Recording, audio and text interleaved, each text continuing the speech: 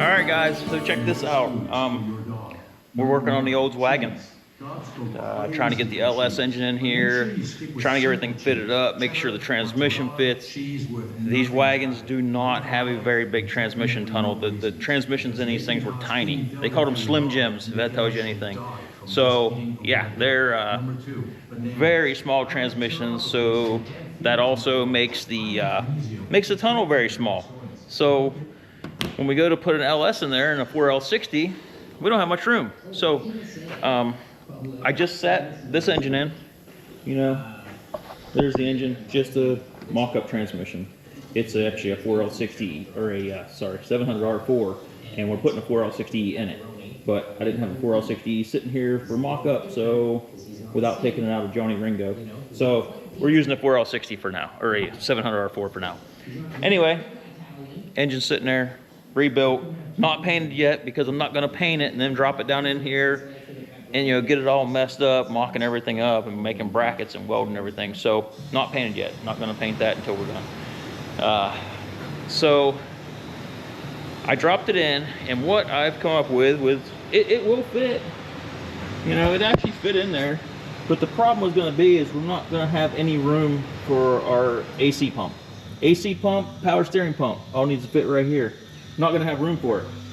So we're going to have to do some trimming. I'm actually getting ready to cut this cross member right now, and I don't know. You know, it's on the rack.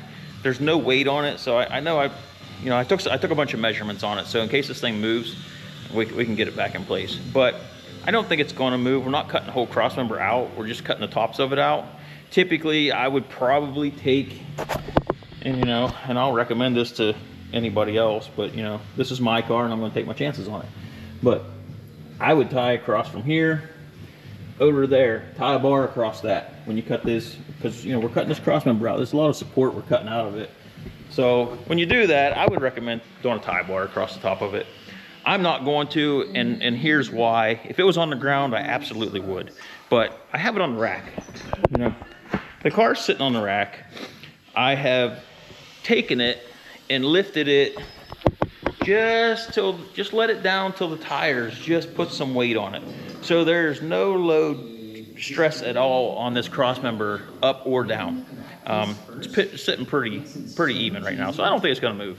If it does, I did measurements across it. We'll shove it back out. We'll pull it back in before we weld it all back together. But anyway, if you're not doing it like this, either way, I would recommend putting the tie bar across it. But I don't feel like working around that tie bar, cutting all this out, so I'm not going to. So we're gonna knock all this out. I have a truck pan on this thing right now. As you can see, it's got a truck pan on it. We're gonna put like a Camaro Firebird pan on this thing because it just gave us more room. But it did fit that way. It was tight. And this is just going to give us a lot more room because I want to put AC on this thing eventually. Not sure I'll have it right away, but eventually I want to do AC, so I need room for an AC pump. Or if we go air ride and I want to use the AC pump for our air compressor, then I want to be able to do that. So, because we could have got top mount, alternator, and we could have got top mount power steering and been fine, but yeah, we're just going to make room. We're just going to make it fit nice and not have to try to jam everything in. And then we got something to build motor mounts from that'll be a lot easier to get to. So that's where I'm at right now. I'm going to jump in here and we'll do some grinding on this, and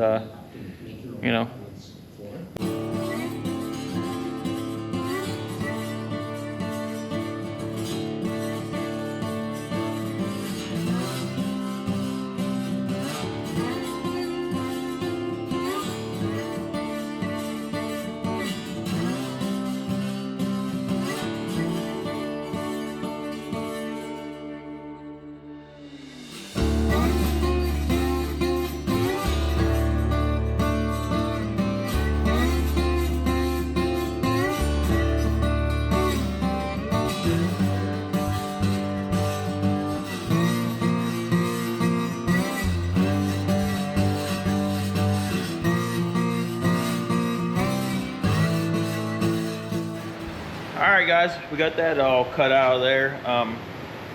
Went pretty good. I think it'll be all right. Nothing moved at all. So as I cut it out, I watched the gaps and made sure none of the gaps closed up or opened up or anything like that. And they all stayed exactly the same as we cut it. So I don't think it moved at all, which, like I said, I don't have any weight on the car. You know, it's on the rack and it's not completely hung in the air on the rack. It's just enough weight on the tires to hold this thing kind of where I think it wouldn't move. And it didn't.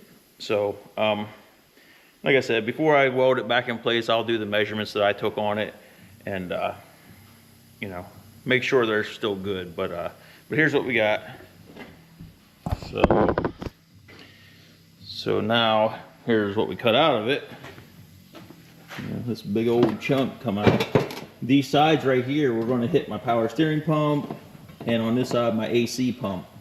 And you know, I could have run high mount AC pump and power steering pump, but I don't want it up there.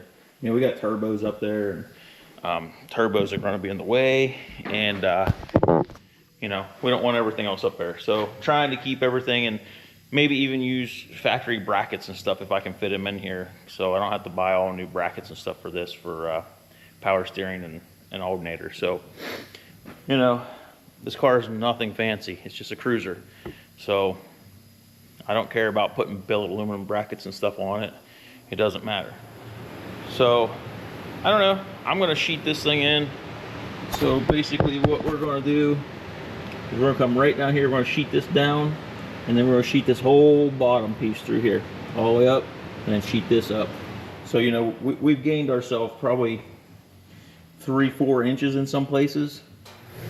Some places not as much because we didn't need it, but other places we needed quite a bit, and there was a lot there to take out of. So we're not going to hurt it structurally at all, because we're going to fill this back in. Probably going to use 3/16 plate to fill this all back in.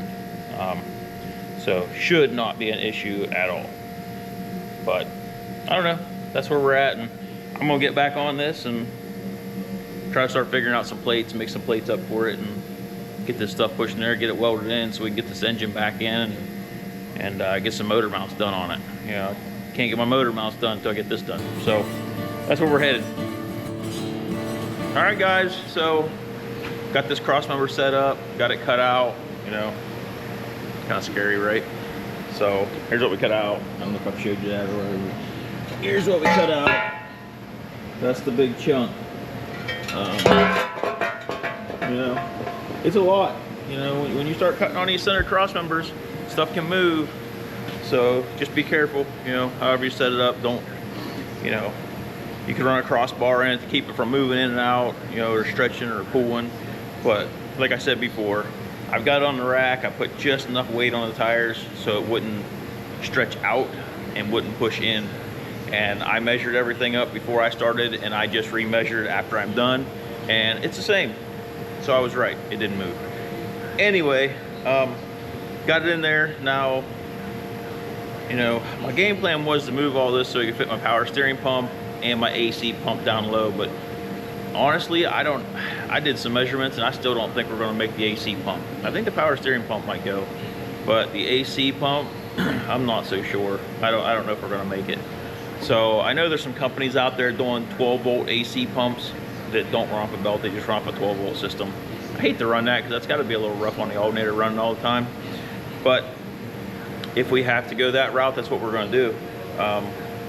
You know, there's just not a whole lot of options. The way they shaped this this cross member here, you know, this cradle under the engine, it's making it real tough. There's one more little bit that I can cut out from what I did that I might be able to make it work, but I'm going to drop the engine back in and see where it sits and see where the AC compressor sits at and stuff. And then if I think I can take a little more, you know, off the top corner, because I squared the top corners up, I'll show you here in a second. But maybe I can angle the top corners out instead of them being square and make it. If I can, then I'll cut this back out just to one piece and redo it and actually angle it in. And I'll show you what I mean.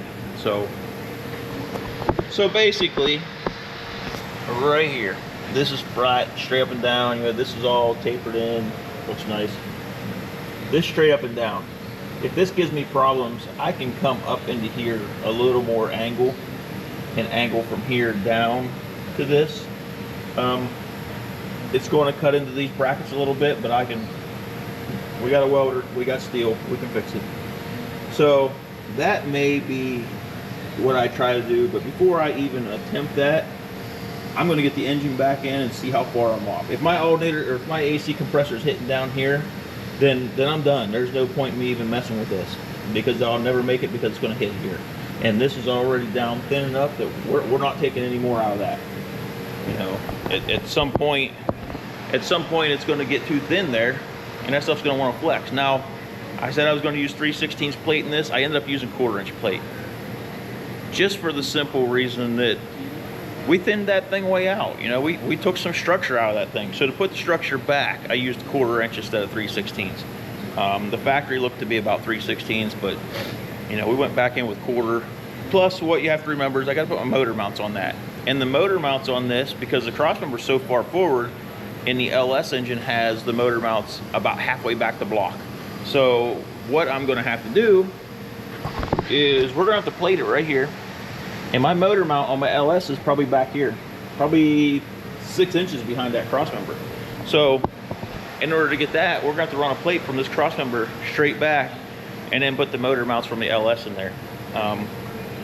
I know they make some LS motor mounts that are offset forward, but the problem is if you use those, from what I can see by looking at them, it doesn't look like you'll ever get your AC compressor in there with those mounts. So don't want to do that. So I'm going to make my own and make it work. But anyway, next thing next is we've got to get this compressor down, or got to get this engine down in there. You know, it's still hanging on the forklift.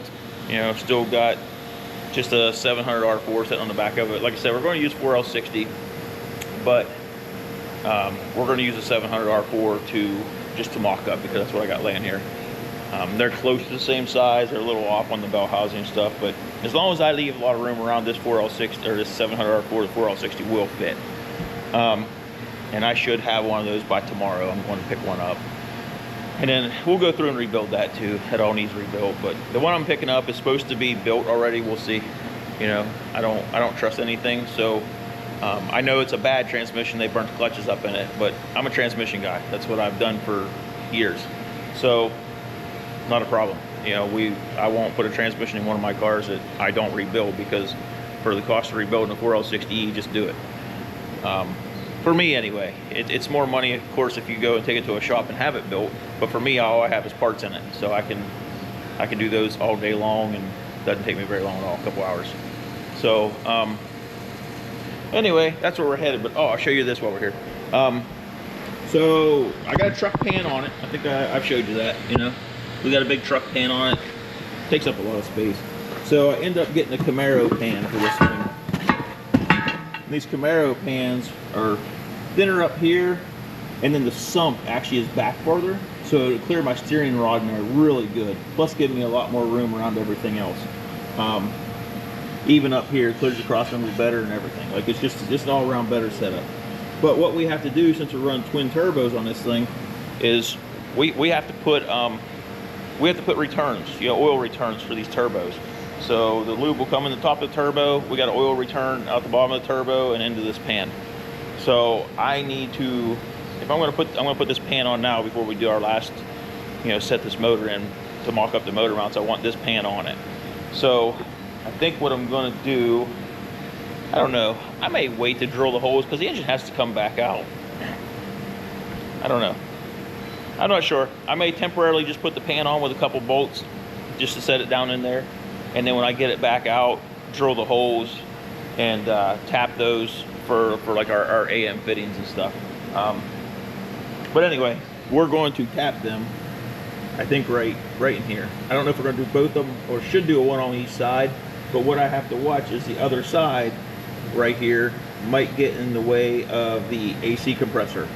So I kind of hesitant to tap anything right now, because I don't know where our AC compressor is exactly going to be and where our power steering pump is exactly going to be. So, you know, if we go and put that in there and then all of a sudden we can't make it, now we got to plug them holes, re-drill them, re-tap them. So I really think I'm just going to pop this pan off and put that pan back on with about 4 bolts or something, just so it's nice and steady, and set it down in there and mock everything up. And then when we bring it back out, I'll know exactly where everything's at, I can mark my pan. We can put our oil returns in the pan then. You know, drill them, tap them, put our AM fittings in. But yeah, that's kind of where we're at. You know, we're moving along. You know, this stuff takes time. You know, the little stuff like this seems to take longer than the bigger stuff does to me. You know, I'm always in a rush to keep stuff moving, and I don't know, this drug out longer than I wanted to. You know, basically it took me about 2 days, and it shouldn't have took me 2 days. The first day, all I really did was cut it out, because I had people show up at the shop and I got talking. I like the bullshit, so got talking. So that's the only thing I really did the first day was get it cut out. Yesterday, I got all my plates cut out. I got all my plates fitted. I got all my plates welded in, and that's where we are now. So basically, I had about a day in it, which still, you know, takes time. So anyway, today we're gonna drop this engine in, and we're gonna see exactly where everything goes, and then we'll make our motor mounts and go from there. But that's where we're at. I'm gonna get this thing down in there and get something done.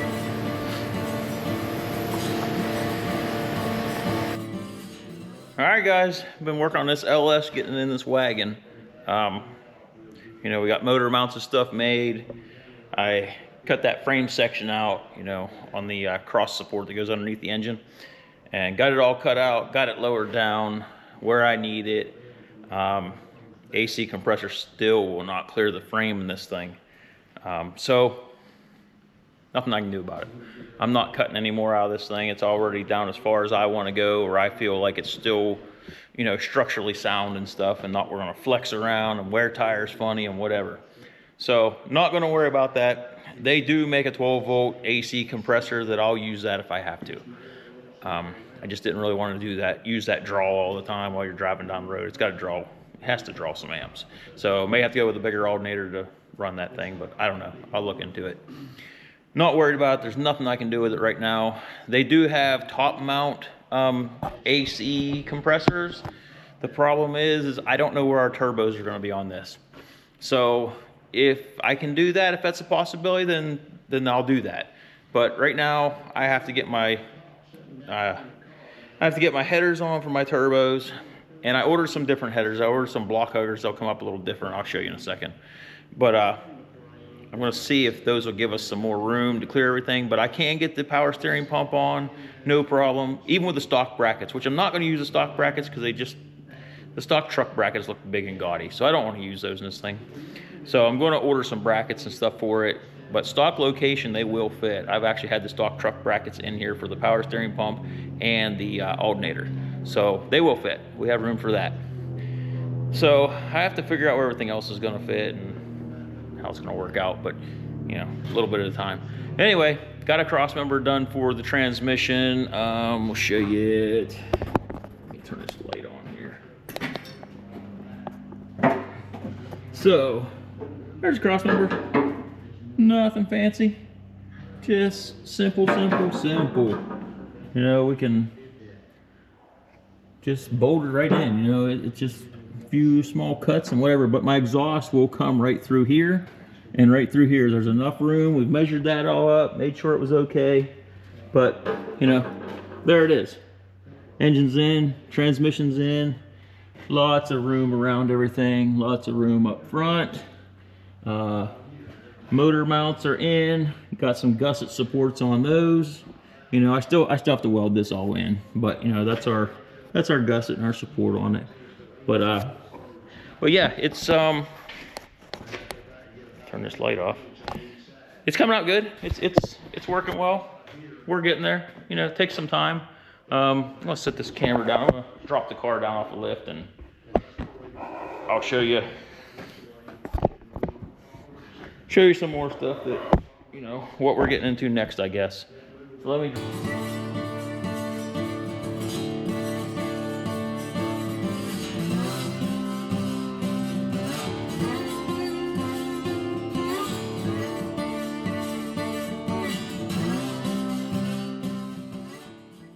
All right, so basically, you know, same thing. Everything's in. You know, we just plated plated all that. We cut that whole section out, replated it. Just plain Jane, simple motor mounts, nothing fancy. This isn't the car for fancy. Not doing anything fancy on this car. You know, this is not, it's not the Model A, it's not gonna be anything special. This car is just gonna be our cruiser, you know. Me and the wife are going on the Hot Rod Power Tour, and we needed a cool car that is reliable and cruises nice. And this is it. I mean, we can pile all of our stuff in the back. Hell, we can sleep in the back if we want. If we didn't want to get motels, we just sleep in the back of this thing. So it'll be a perfect car for that. I don't want this car fancy. Like, I've got buddies that are like, hey, you know, paint it, do this, do that. I don't want to. Like, I want this thing to look like, it needs to be a sleeper, basically. You know, it's going to make some horsepower. But for the most part, I would like to run quiet exhaust on it, and so nobody knows what it's got under the hood, you know, and then, you know, everybody likes a sleeper. So anyway, that's this car. This car is not getting anything fancy. We're not worried about making custom fancy motor mounts or anything for it. You know, we want to do a nice turbo setup under the hood, so when you pop the hood and you see them twins under there, it looks nice. That's it. The rest of the car is not getting changed. You know, this car's clean inside. I don't know if I've showed everybody the inside of it, but you know, it's a clean car. It's interior's all, you know, just old school. I don't know if it's original interior. I have no idea. But it's clean, you know. I'm not gonna go through messing with this thing. You know, for the most part, the car's pretty solid. It's got some body work in it, you know, an old restoration I think was done on it, you know, years ago. But once again, I'm not worried about that. As long as it's solid, it's stable, and drives down the road nice, and it's reliable, that's all I'm looking for. And of course, it's got to do burnouts, but whatever. So basically, what I had here, let me go grab these other headers, kind of show you what we got going on. Bear with me here. So, with these headers here, you know, that's your normal LS shorty header, turbo header, whatever. Problem is, when you flip it backwards to put a turbo on it, it comes out up here. You know, I don't know. There's not much room up here. So then I'm gonna have to run piping out of here back, put my turbos in, and also on that side, it doesn't want to clear anything. You know, like if you're doing your AC pump or up top, you ain't gonna clear it. A lot of these alternator brackets, aftermarket stuff, it moves the alternator from way up here like the truck, moves it down here. Well, it's in the way of that. So basically, once I started seeing all that, I've decided that we're either going to have to build a set of headers, you know, like the headers I built for Johnny Ringo. If I have to build a set of headers like that for this, I will, but I'm trying not to do all that stuff with this car. You know, I want this thing just bolted together, let's go. So what I did finally found is a set of shorty block huggers for LS, which almost all the block huggers you find are for small block Chevy or big block Chevy. LS is tough to find, so I finally did find a set of shorty block huggers for LS. So I believe when they should be here in a couple days, but they should come out right about here, straight up. Like they ought to come out and turn and be about right here with a flange. And then I can build my piping off of here and go anywhere. Then I can put all the stuff on the front of the engine, all the accessories on the front of the engine, and those headers are never gonna come close to it. But this header here, a lot of the bracketry, the aftermarket stuff that alternator sits right there. So I'm hoping I can get away with that and just do the block huggers, and they'll come up, the outlet will be right here. So when we do that, then I'll be able to do all my piping, you know, get my intercooler in, which, you know, this thing was like basically set up for an intercooler. It's like, I swear they meant to have it set up that way, but the intercooler is going to go right through this hole here, and it'll turn and come out here wherever I need it to. And same on this side, the hole's already there. Intercooler fits right in it. So we'll do all the intercooler piping and all that, get all the exhaust run, you know, get the waste gates and blow off valves all plumbed in. You know, you want to run all that stuff. I see way too many people not using waste gates and blow off valves and stuff, and they wonder why the turbo explodes. You know, yeah, we're using cheap turbos on this too, real cheap turbos. But you know, I've done some research on them, and you know, the guys who are actually setting them up right with waste gates and blow off valves, you know, properly, haven't had any issues with them. So we're not racing it. If I was building 15, 20 pounds of boost, I probably wouldn't chance it with them. But we're going to do 7 to 9 pounds. That's it. I mean, I'm not looking for 1,000 horse. Like we should be able to get just. I'm ballparking 650 horse out of this, fairly easy, maybe 7. All the specs that I watched on stuff online, the guys were with exactly the same setup I have, the same cam, the same block, same pistons, same rods. They were doing like, I think, high sixes, 670, 680 horse on 7 PSI with the same turbos, and I think a little over 700 horsepower with 9 PSI. So I'm good with 6 PSI. And then we'll set it up and make sure it's not going to detonate and all that crap, and you know, we'll get the fuels right and the timing right, and you know, I think we'll be all right with it. We're not, like I said, not going crazy. We just want to make some horsepower because it's just going to be a sleeper. So anyway, that's where I'm at right now. You know, it's coming along good. This little stuff takes time. I really want to get this one pushed out so I can get back on my car and get on that 34 Ford pickup.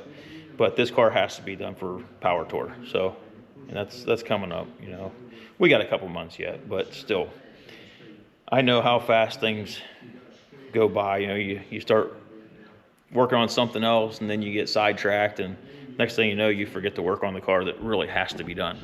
So I figure I'd get a good jump on it. But anyway, we're there. Still just making cool shit, you know? So here it is. I mean, it's in there, you know? 64 Olds Wagon, LS twin turbo. Yeah, can't go wrong with that, right? So, oh, I put my Steelies on it. You know, I sent the wheels that were on it back to 1990. They can have them back. But got the Steelies on it. Not even sure I exactly like the Steelies. I have another wheel in mind. So I had these on a Suburban. So I pulled them off the Suburban and put them on here. They're 20-inch. If I get the car lower to the ground, get it dropped down around these 20s, then they may look good. But right now at stock ride height, to me, they kind of look horrible on it. But I don't know. I worry about that stuff later. Yeah, can't get into all that yet, or just drive myself crazy. So once this is done, then we'll worry about wheels and stance and stuff like that. We'll do a static drop or air on it, whatever we decide, whatever I have time for, really. Like I don't mind static dropping this thing because it doesn't need air, but it's always cool to pull into a show and drop it on the ground. But whatever. Okay, so that's where we're at. You know, I'm gonna keep rolling on this thing. I'm not even sure what I'm doing next because I don't have the headers in. I can't do no plumbing. But, you know, look at my shop. I've absolutely made a disaster out of this place working on this car. And I had this place all cleaned up 2 weeks ago.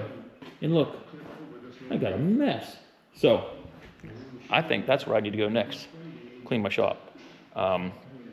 Tomorrow, we're going to look at a 50 Chevy Fleetline. So I've been wanting to build a lead sled bad. Like I'm usually into the, you know, the Model A's and the 32s and 34s and stuff, but I've been dying to build a sled. I want to chop one down and, you know, build one up. So I'm going to look at this 50 Chevy Fleetline tomorrow. Hopefully it works out. It looks like the body's pretty solid on it.